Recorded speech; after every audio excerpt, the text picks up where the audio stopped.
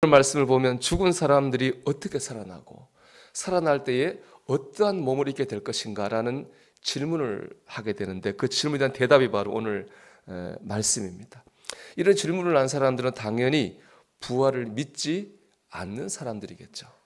그들은 죽은 사람들이 다시 살아난다는 것을 있을 수 없는 일이다, 그렇게 말을 합니다.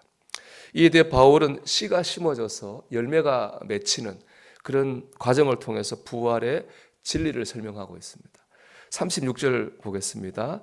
어리석은 자여, 내가 뿌리는 씨가 죽지 않으면 살아나지 못하겠고 그랬습니다. 씨를 뿌리면 땅에 들어가 썩죠. 그럼 그 씨에서 새로운 싹이 납니다. 그것이 바로 우리가 말하는 새싹을 말하는 것입니다. 죽어서 썩으면 끝이 아닙니다. 거기서 새로운 생명이 자라납니다. 이것이 하나님의 섭리요 부활의 원리입니다. 그렇기 때문에 부활이 불가능한 일은 절대로 아닌 것이죠. 다음으로 부활 후에 우리가 가지게 될 몸에 대한 말씀입니다. 확실한 것은 부활의 몸과 지금 우리의 몸은 다르다는 거예요.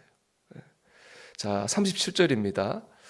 또 내가 뿌리는 것은 장래의 형체를 뿌리는 것이 아니요 다만 밀이나 다른 것의 알맹이 뿐이로되. 그렇습니다.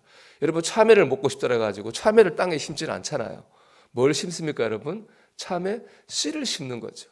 수박도 그렇죠. 수박을 땅에 심지는 않죠. 수박 씨를 심는 거예요. 여러분, 씨하고 참외는 얼마나 다르게 생겼습니까? 씨는 요거만, 수박은 이거만 하잖아요. 전혀 다르게 생겼잖아요. 여러분, 마찬가지입니다. 우리가 이 땅의 몸이 썩어서 부활의 몸이 되는데, 이 땅의 우리의 몸과 부활의 몸은 전혀 다릅니다. 같을 수 없는 것이죠. 그처럼 우리는 여기 나온 장래 형체를 뿌리는 것이 아니다라고 했는 것처럼, 이 씨와 열매가 다른 것처럼 우리의 지금 몸과 부활의 몸은 분명 다르다고 하는 것이죠. 어떻게 다르냐? 첫째, 지금 우리 육체는 썩지만 부활의 몸은 썩지 않습니다. 즉 죽지 않는다는 얘기예요. 42절입니다. 죽은 자의 부활도 그와 같으니 썩을 것으로 심고 썩지 아니할 것으로 다시 살아나며. 우리 몸을 비롯한 이 땅의 모든 것은 때가 되면은 변하고 쇠하고 결국에는 썩게 되죠. 하지만 부활의 때에 우리가 가지는 몸은 썩지 않습니다. 영원합니다. 이 말은 우리가 죽지 않는다는 말입니다. 부활의 몸을 입은 사람은 영원히 죽지 않게 됩니다. 두 번째, 지금 육체는 욕되지만 부활의 몸은 영광스럽습니다. 43절 상반절에 말씀합니다. 욕된 것으로 심고 영광스러운 것으로 다시 살아나며. 지금 몸은 죄를 짓는다는 말입니다. 하지만 부활한 몸은 죄를 짓지 않습니다. 이 말은 뭐예요? 죄 지으면 마음의 고통이 있잖아요. 죄로 인한 마음의 고통을 부활한 생명은 당하지 않는다는 겁니다. 그러게 하면 세 번째로, 지금 몸은 약하지만 부활의 몸은 강합니다. 43절 하반절입니다. 약한 것으로 심고 강한 것으로 다시 살아나며. 지금 우리 몸은 약합니다. 그래서 이런저런 병에 걸리고 병 때문에 고통도 받습니다. 하지만 우리가 부활할 때 입는 그 몸은 강합니다. 병에 걸리지 않고 질병으로 인한 고통도 당하지 않을 것입니다. 정녕 우리는 때가 되면 신령한 몸으로 부활할 겁니다. 우리가 가진 부활할 몸은 썩지 않는, 죽지 않는 영원한 생명이고요. 그리고 죄짓지 않는, 그래서 죄로 인한 고난받지 않는 평안한 생명이고, 질병으로 고통당하지 않는 건강한 몸이 될 것입니다. 우리는 이렇게 신령한 몸으로 부활해서 천국에서 영원한 삶을 살게 될 것입니다. 이 생활 때 우리가 구원받았다고 하는 것이 얼마나 귀한 일입니까? 조영미 목사님의 책 세상을 사는 그리스도인에 보면 최고의 복을 이미 받았습니다라는 글이 있습니다. 제가 읽어드리면, 고통의 때를 지나는 우리에게 필요한 것은 하나님이 우리를 위해 준비하신 상을 소망하는 마음입니다. 교회 다니면 다 잘되고 복을 받을 거야 라는 메시지에 이끌려 교회에 나온 분도 있을 것입니다. 그런데 그것이 가장 중요한 복은 아닙니다. 하나님이 성도에게 주시겠다고 약속하신 상은 내 생의 복입니다. 더욱 정확하게 말하면 부활로 누리게 되는 영원한 생명입니다. 예수님을 믿는 우리는 이미 복을 받은 사람입니다.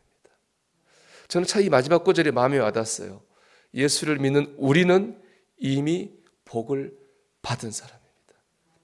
지금 우리의 상황과 처지가 어떠하든지 간에 우리가 예수를 믿고 영원한 생명을 약속받지 않았습니까? 이 땅의 어떤 것보다 귀한 복을 우리는 이미 받았습니다. 때가 되면 영광스러운 몸으로 부활하게 될 것이기 때문입니다. 우리가 이미 받은 이 최고의 복을 누리며 사시기를 여러분 축복합니다. 제가 이런 말씀을 드리냐 하면 다윗 있죠? 다윗이 안목의 정욕과 육신의 정욕에 빠져가지고 죄를 졌잖아요. 죄 지은 다윗이 한 첫 번째 가장 중요한 기도 제목이 뭐였습니까? 주님, 내게 구원의 기쁨을 회복시켜 주십시오. 하나님과의 관계가 깨지니까 구원의 기쁨도 사라지게 된 거거든요. 여러분 어떻습니까? 여러분이 부활과 영생에 대한 말씀을 들을 때 여러분 기쁘십니까? 여러분 감사하신가요? 충만하십니까? 그런 질문이 저는 도전으로 다가왔습니다.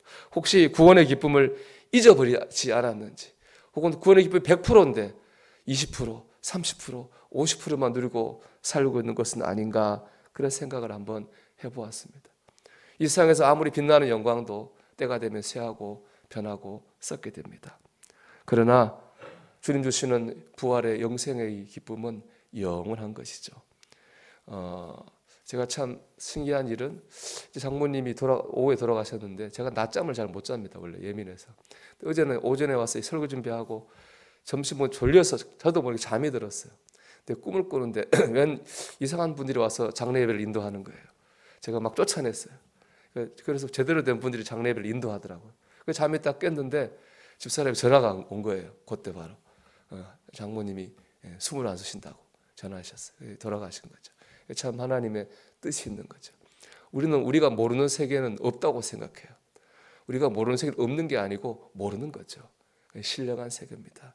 저와 여러분은 신령한 세계를 사는 신령한 복을 받은 사람인 줄 믿습니다.